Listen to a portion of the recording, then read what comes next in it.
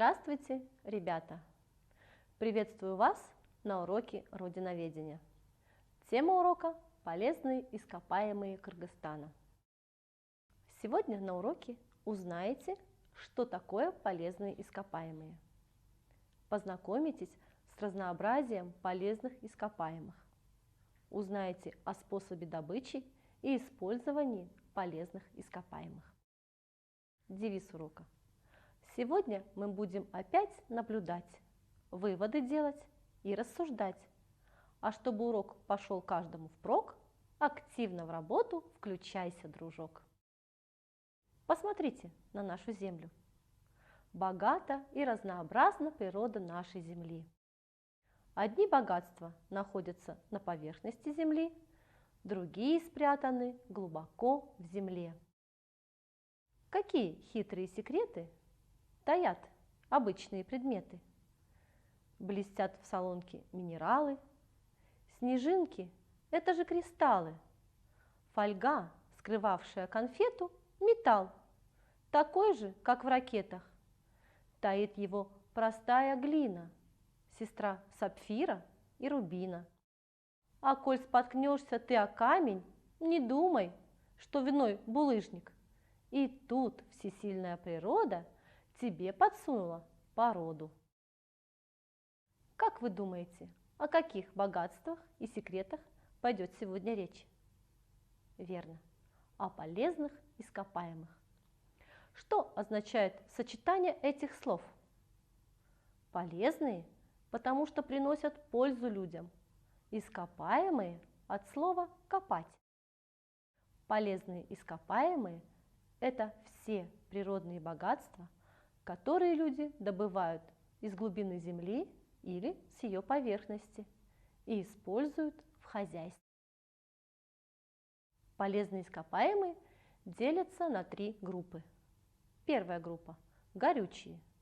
Это каменный уголь, торф, нефть, природный газ. Вторая группа – рудные, металлические. К ним относятся медная руда, железная руда. Третья группа – нерудные, строительные, такие как известняк, глина, песок, гранит. Недра Кыргызстана – это поистине гигантская кладовая ценнейших полезных ископаемых.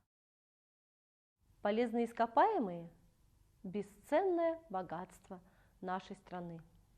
Гранит, песок, глина, известняк, уголь, поваренная соль, сурьма, ртуть, олово и другие горные породы, которые человек использует в своей хозяйственной деятельности. Большинство полезных ископаемых твердые, но есть и жидкие, и газообразные. Нефть, например, жидкое полезное ископаемое. Природный газ, как вы догадываетесь, газообразное. Места, где в глубинах земли залегают полезные ископаемые, называются месторождениями.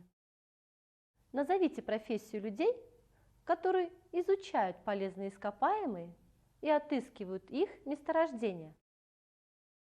Проберется с молотком к неизвестным скалам, с каждым камешком знаком, с каждым минералом. Кто это? Геолог. Благодаря труду геологов находятся различные ископаемые. Назовите профессию людей, которые добывают полезные ископаемые. Уголь под землей найдут, вверх его поднимут, завершив тяжелый труд, люди каски снимут. Их работа всем нужна, с угольком зимой страна. Это шахтеры. Шахтер – горнорабочий, работающий в шахте. Также для добычи полезных ископаемых используется труд бурильщика. Бурильщик – рабочий, производящий бурение. Он делает скважины, сверлит, пробивает почву. Какое полезное ископаемое добывают в шахте? Он несет в дома тепло, от него кругом светло. Помогает плавить стали, делать краски и эмали.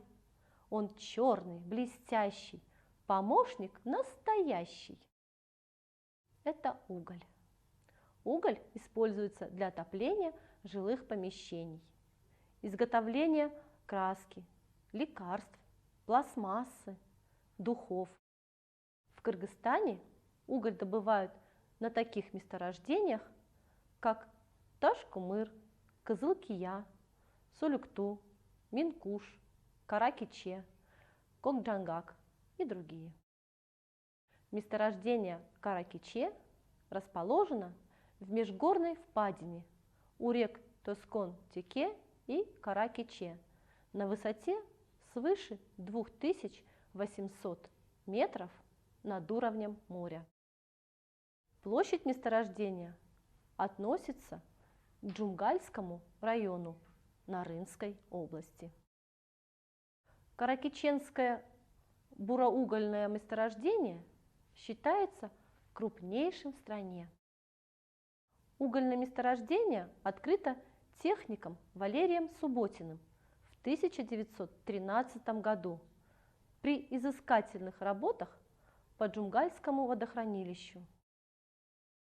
Углем из месторождения Кара-Кече обеспечивают город Бишкек, а также Чуйскую, Таласскую, Джалабадскую и Нарынскую области.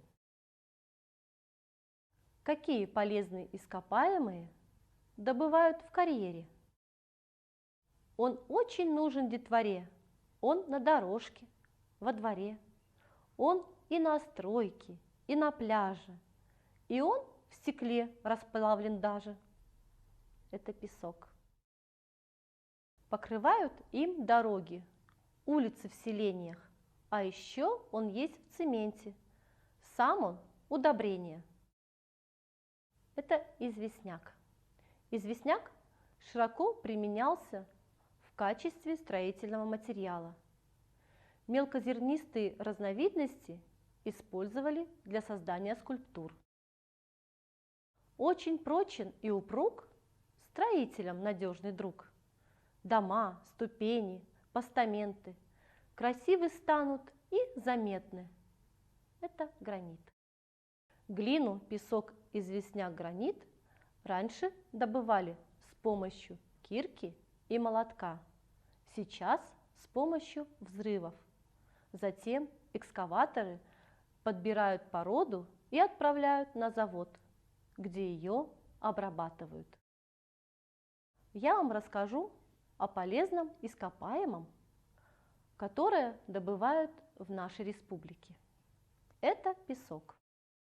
Песок – это рыхлая порода, состоящая из минеральных частиц размером от 2 мм до 0,05 мм.